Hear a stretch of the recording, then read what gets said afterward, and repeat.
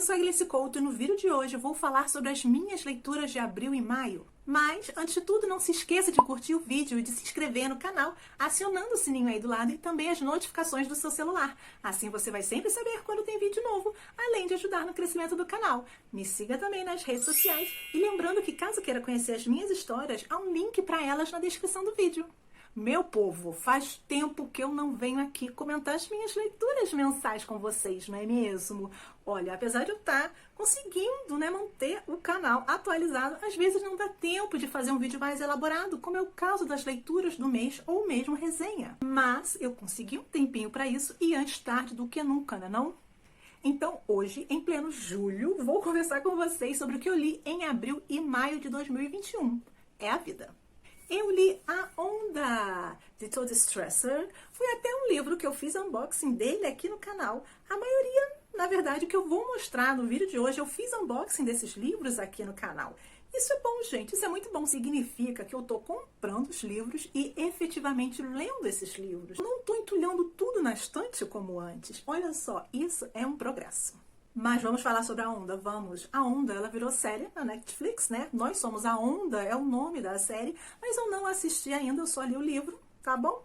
Mas vamos lá, qual é a história desse livro? Bem, é baseado em fatos reais que aconteceram em um colégio na Califórnia em 1969 e tudo começou quando um professor de história tenta recriar o movimento nazista em sala de aula. Quando os alunos do último ano eles começam a estudar a Segunda Guerra Mundial, eles se mostram meio céticos com relação ao nazismo. Para eles parecia impossível que alemães tenham apoiado um regime com ideias tão deturpadas, que essas pessoas tenham apoiado um regime responsável pela morte de tantas pessoas. Então esse professor de história ele tem uma ideia que ele considera perfeita para engajar essa classe. O professor, na verdade, queria mostrar para a turma que é fácil se deixar levar pelas ideias de um líder carismático com um discurso inflamado. Então ele começa um movimento estudantil focado no discurso de disciplina, de comunidade, bastante semelhante com as premissas de Hitler. E é aí que surge a onda. Os alunos eles se atraem por essa ideia de igualdade proposta pelo movimento e veem nisso uma solução para vários problemas do dia a dia deles, como bullying e até mesmo rendimento escolar. Só que a parada começa a desandar, meu povo. O que acontece? Alguns alunos eles se negam a aderir a esse movimento. E aí a intolerância aparece. Além disso, o movimento ele começa até mesmo a influenciar quem pensou que não seria influenciado. Então, gente, o livro ele é bom, tá? Na verdade, a mensagem que o livro traz é mais grandiosa do que a narrativa em si. A narrativa eu achei bem mais ou menos. Eu não sei explicar direito, às vezes soa como, não sei, como filme Disney, por exemplo, o lado ruim dos filmes da Disney, que pegam uma puta possibilidade de história, uma história densa, dramática, e aí coloca num castelo com pôneis, com unicórnios, com coisas cor-de-rosa, quando o livro não necessariamente, a história, aliás, não necessariamente tem que ser assim. Então eu esperava um espaço maior para reflexão. Eu acho que tudo ficou muito na superfície. Eu esperava também acontecimentos mais trágicos, mas eu acho que talvez essa tenha sido a intenção. Mostrar como ideologias, assim, eles se infiltram em atos disfarçados de simples, não problemáticos e distorcem conceitos. Pode ter sido essa a intenção do autor também. Em todo caso, isso não funcionou pra mim. Gente, na verdade, eu nem sei muito o que falar do livro. Tipo, a leitura é mais importante do que boa, tá? Ela é importante, vale a pena ler, né? Quer passar conceitos interessantes, mas a narrativa em si ficou faltando aquele algo mais, aquele algo para chocar, alguma coisa mais densa, mais terrível mesmo. Mas aí é baseado em fatos reais, de repente não quiseram fazer muita ficção em cima dos fatos reais. Tem isso tudo, tá, gente? Mas foi uma leitura pra mim, mais ou menos. A leitura é boa. Não, foi mais ou menos, não, foi boa. Eu dei 3 estrelas, então foi boa. O próximo livro que eu vou falar com vocês, na verdade, é uma graphic novel. E eu já citei essa graphic novel aqui no canal, em uma tag e depois em um unboxing. Na tag, se eu não estou enganada, eu citei falando que provavelmente nem tão cedo eu compraria essa graphic novel por conta do preço de capa, que era em torno de R$80, se eu não estou enganada. Não que a obra não valha isso, gente, é porque eu não tinha condições de dar R$80 no livro. Fato básico, assim. Só que entrou em promoção e eu comprei, eu acho que eu paguei R$50 no livro. E aí, quando o livro chegou, eu mostrei ele aqui em um unboxing. Bem, vamos lá. O que eu estou falando? Estou falando de A Bibi, do Craig Thompson. Craig Thompson, ele é um quadrinista, também autor de Retalhos, outra HQ muito famosa dele, e no caso Habib é fruto de 7 anos de pesquisa do quadrinista. Com essa história, ele também ganhou destaque no meio e vários prêmios. A graphic novel conta a história de 2 escravos fugitivos, então a gente acompanha a personagem principal, a Dodola, que quando criança ela é vendida pelo pai e se casa. Depois de um tempo, esse marido é morto e ela vai parar em um mercado de escravos. É nesse mercado que ela encontra esse garoto, o Zam, que também está ali chorando, só que ninguém liga para o menino. Então ela pega o Cam para cuidar, dizendo que eles são irmãos, e os dois fogem e vão morar no deserto. A partir daí, a gente tem o desenrolar de toda a história do que a Dodola fazia para conseguir comida com as caravanas e como o Cam reage quando descobre isso. Em algum momento, os dois se separam e muita coisa acontece. E aí, só lendo a graphic novel para saber. Então, entre referências ao Alcorão, que é o livro sagrado do Islã, e o clássico As Mil e Uma Noites, a gente acompanha o desenrolar dos dois no Oriente Médio dos dias atuais, sem representar nenhum país específico. Isso, aliás, eu acho que foi uma ótima sacada do quadrinista, ele não prender a história a alguma nação em específico. É mais fácil de não se cometer erros, por exemplo. Mesmo assim, ao longo da leitura, na minha visão limitada e ocidental de mundo, eu fiquei me perguntando o quanto de estereótipo pode ter nessa narrativa de Craig, que é norte-americano. Eu fiquei me perguntando se a história não alimenta algumas coisas do nosso imaginário sobre o Oriente Médio, sobre as pessoas lá, sobre a vida de lá, e provavelmente tem disso sim. Como eu falei, a minha visão é limitada, muito limitada acerca do assunto. Em todo caso, dá para perceber que o quadrinista teve muito cuidado na pesquisa, principalmente com relação ao Alcorão, quando ele cita partes desse livro sagrado. E é interessante saber que o próprio Craig, ele classificou essa obra como uma reação à islamofobia que aconteceu pós 11 de setembro. Há muitos traços inspirados na belíssima caligrafia árabe também. Aliás, os traços de Craig, eles são fenomenais. É uma riqueza de detalhes, é uma riqueza que poucas vezes eu vi antes. Em algumas páginas eu ficava por minutos observando tudo atentamente, cada detalhe. É muito lindo, gente. Há detalhes também nos quadros, quando remetem ao passado, ao feedback e ao que está acontecendo no presente. Tem detalhes diferentes nos quadros. Isso é muito importante para você conseguir entender a história, para você não se perder na história. E também a disposição dos quadros é belíssima. Outra coisa que me chamou muita atenção foram as expressões faciais dos personagens. São perfeitas, são reais. Você vê a angústia, a solidão, o desconhecimento, às vezes, dos personagens. Eu acho que muito se fala do mistério, da fantasia, do mágico dessa graphic novel, mas, na verdade, a história, gente, ela é bem crua, ela é forte, ela é difícil de digerir. Fala sobre escravidão, fala sobre abandono, fala sobre abuso, fala sobre maldade. Tem sensibilidade? Tem, sim, muita. Mas, ao mesmo tempo, é sem esconder a face podre do mundo. Impressiona, mas também indigna. Enfim, gente, eu gostei muito dessa graphic novel e eu dei 4 estrelas. Vou mostrar aqui um exemplo de página, porque eu falei, acabou que eu não mostrei, né? Olha isso, que lindo, gente. Olha esses detalhes. Muito lindo. Olha a disposição dos quadros, que lindo. Tá vendo? Muito lindo, muito, muito. Essa graphic novel vale a pena, é muito linda. Eu também li A Sombria Queda de Elizabeth Frankenstein, da Kirsten White, publicado pela plataforma 21. Gente, eu amo a história de Frankenstein, então, da Mary Shelley. Então, sempre que eu tenho oportunidade de voltar a essa história, mesmo que por meio de outros pontos de vista, eu faço.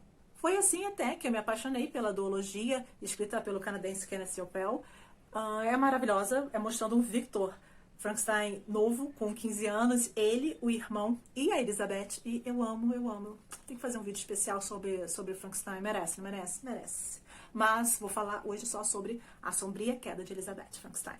E eu já adianto que eu gostei, eu achei essa versão, esse ponto de vista bem bom, tá? Eu já comentei outras vezes aqui no canal que eu curto muito a Kirsten White. Eu acho que ela tem um jeito único para contar histórias para o público jovem. Ela sempre apresenta personagens femininas fortes e complexas e eu amo isso. E foi o que ela fez aqui ao mostrar o clássico do ponto de vista da mulher de Victor Frankenstein. Elizabeth Lavença, ainda criança, ela já conhece o sofrimento e ela sofre abusos nas mãos de uma tutora negligente. Órfã, Elizabeth nada nem ninguém tem. Então, desesperada para fugir de uma existência terrível, ela agarra com todas as forças uma chance de ter uma vida melhor. É quando ela vai parar na casa dos Frankenstein e logo do início ela já se faz amiga de Victor, um jovem que é temperamental, mimado, com rompantes de fúria e de natureza peculiar, que está longe de ser a criança que os pais gostariam que ele fosse. Elizabeth então se torna a ponte entre Victor e o mundo, fazendo com que esse garoto ele se torne ao menos mais sociável ao longo do tempo. Desde menina, Elizabeth aprende que precisa ser eficaz na sua função. Então, ela acaba também aprendendo a contornar as crises de Victor. Sua vida ao lado da família, na verdade, é bem agridoce e ela se transforma de uma criança que não tinha nada para uma jovem que faz o que for preciso para sobreviver. O livro então começa com Elizabeth e Justine, sua dama de companhia, a caminho de outra cidade em busca de Victor, pois ele simplesmente parou de escrever para a família. Com a morte da mãe de Victor, ele vai estudar distante de casa. E então Elizabeth teme pelo futuro dela, já que a sua atribuição, que é fazer companhia para Victor, já não tem mais sentido. E é essa busca por Victor que faz o destino não só de Elizabeth, como de todos, mudar completamente. A história tem muita emoção, tem muita tensão, tem muitas reviravoltas, é muito difícil de largar. Kirsten, ele é muito perspicaz em diálogos, como também na construção dos personagens, que mais uma vez é o foco aqui. Todos os personagens recebem o seu merecido destaque e são repletos de camadas. Eu amei a guinada final que o livro teve, eu amei o que a Kirsten fez com o clássico, o desfecho que ela deu nessa sua versão foi algo muito bom. Mas tem uma coisa que eu realmente não curti no livro e que me fez tirar 1,5 do livro. Foi o flashback. Tem flashback ao longo do livro todo e eu entendo porque ela utilizou esse recurso. Só que flashback é um troço que você tem que usar com parcimônia. É um troço que atravanca, que atrapalha a fluidez do texto. É uma coisa cansativa. O flashback, ele quebra o fluxo de ideias. E eu senti isso com esse livro. Eu realmente não curti isso no livro. Mas é um livro, no geral, muito, muito bom. E com certeza eu quero ler outros livros da autora. Minha nota para esse livro foi de 3,5 estrelas. As duas graphic novels que eu vou mostrar agora são de uma mesma autora. Uma autora fictícia. Porque essas histórias fazem parte de um K-drama que se chama It's Okay to Not Be Okay, disponível na Netflix. Eu já mostrei 3 graphic novels da mesma série no meu vídeo de leituras de março, se eu não estou enganada. O card, em todo caso, vai aparecer aqui na tela para você conferir. Então, somando aqueles 3 livros com esses 2 que eu vou mostrar aqui, a Intrínseca publicou a série completa, que é composta de 5 livros, tá bom? Hoje eu vou mostrar para vocês, como eu comentei, 2, que são A Mão e o Tamboril e Em Busca da Afeição Real. Está bem? Eu vou falar primeiro desse, A Mão e o Tamboril, que conta a história de uma mãe que amava muito a filha e que jurou dar tudo a essa filha até o sol e a lua. Acaba que a mãe mimava a menina de todas as formas possíveis, fazendo da filha completamente dependente e incapaz de agir por conta própria. Em determinado momento, quando a mãe implora pela ajuda da menina, a criança nada tem a oferecer. E as consequências dessa relação são drásticas. Eu acho que das 5 histórias, essa é a mais sombria com relação a conteúdo. E as ilustrações acompanham muito esse sentimento sombrio. Olha isso. Gente, é belíssimo. Quando eu li esse livro, eu fiquei pensando muito sobre a questão de superproteção parental, a dependência entre pais e filhos e também questões de abandono infantil. Tipo, qual o limite de proteção que um pai deve dar para os filhos? Até onde se deve fazer coisas pelos filhos? Afinal, tem que ter um limite, né? É necessário sim proteger os filhos, mas não mimá-los a ponto de eles se transformarem em tamboris que não aprendem a dar, somente a receber. Como essas crianças vão viver em sociedade se elas só querem receber, se elas não sabem dar, doar? Que tipo de adulto essas crianças vão ser? Vão ser pessoas completamente egoístas. Enfim, é um livro muito bom, com uma mensagem muito importante. E o outro agora que eu vou falar é o Em Busca da Afeição Real. Em Busca da Afeição Real conta basicamente a história dos 3 protagonistas da série, com a participação de outros personagens aqui também, mas conta essa história de modo bem lúdico. 3 crianças moram em um castelo nas profundezas de uma floresta e essas crianças, são 2 garotos e uma garota, tiveram suas feições reais roubadas por uma bruxa. Essas crianças percebem que para elas serem felizes novamente, elas precisam recuperar seus rostos. Então elas embarcam em uma aventura com muitos desafios e encontros surpreendentes. Essa jornada ela vai ensinar para essas crianças que para elas serem felizes de verdade, elas precisam de coragem para se livrar das máscaras. Ah, meu povo, se livrar das máscaras. Que difícil, não é mesmo? Ah, gente, quem assistiu ao drama com certeza vai se emocionar, especialmente com essa história, porque é impossível não se lembrar das cenas do drama. A ilustração aqui é diferente dos outros livros e tem um motivo, afinal o ilustrador é outro. Quem assistiu a série sabe quem é o ilustrador. E não há só uma diferença nos traços, mas principalmente na paleta de cores. Elas são muito mais pro tom bege, marrom, um tom pastel, monotom, por assim dizer. Eu vou aqui mostrar um exemplo para vocês. Aqui, ó. Também é muito mais a presença de branco, tá vendo? As ilustrações não são tão sombrias como a dos outros. Quanto à mensagem em si, é um conto que fala sobre busca pela felicidade, em como a felicidade pode ser encontrada nas pequenas coisas. Me fez pensar muito sobre qual o verdadeiro significado de ser feliz. Enfim, eu achei que é uma história muito comovente e logo no início já tem um texto que me fez chorar horrores. Tem base. Gente, eu acho que esse texto do início resume muito bem as histórias da série. Cada história, eu vou até ler aqui pra vocês. Quer ver? Pra terminar esse vídeo, perdão. Pra terminar esse vídeo em grande estilo. Peraí. Ela faz uma introdução aqui, citando a série, mas eu vou ler a parte que tem referência com as histórias, beleza? Vamos lá. Que você se torne um adulto de verdade, cuja alma encontrou a maturidade superando as lembranças dolorosas do passado, em vez de esquecê-las, como o menino que se alimentava de pesadelos. Que sacia a fome da criança zumbi com calor humano em vez de alimento. Que tenha coragem de se libertar da coleira por conta própria, tal qual o cão alegre, em vez de choramingar, escondido à noite preso. Que saiba que, quando se tem pais egoístas, os filhos acabam se tornando tamboris que só sabem receber. E que a verdadeira felicidade não pode ser encontrada num buraco escuro e fundo.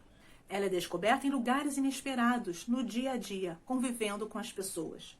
Por isso, eu espero que você deixe de lado a sua máscara e seja feliz. Gente, estou até com vontade de chorar só de ler isso aqui, gente, sem condições. Enfim, gente, este foi o vídeo de hoje. Vocês gostaram de saber o que eu li em abril e maio deste ano? Não importa se é julho, importa o quê? Que vocês estão sabendo quais foram as minhas leituras. Mas eu quero saber de vocês, o que vocês acharam dessas leituras? Vocês já conheciam esses livros? Aliás, o que vocês têm lido, gente? Comente embaixo. Tem algum livro legal para me indicar? Pode colocar aqui embaixo que eu leio tudo e respondo também, tá bom? É isso, espero que tenham gostado do vídeo. A gente vai se falando. Beijo, tchau!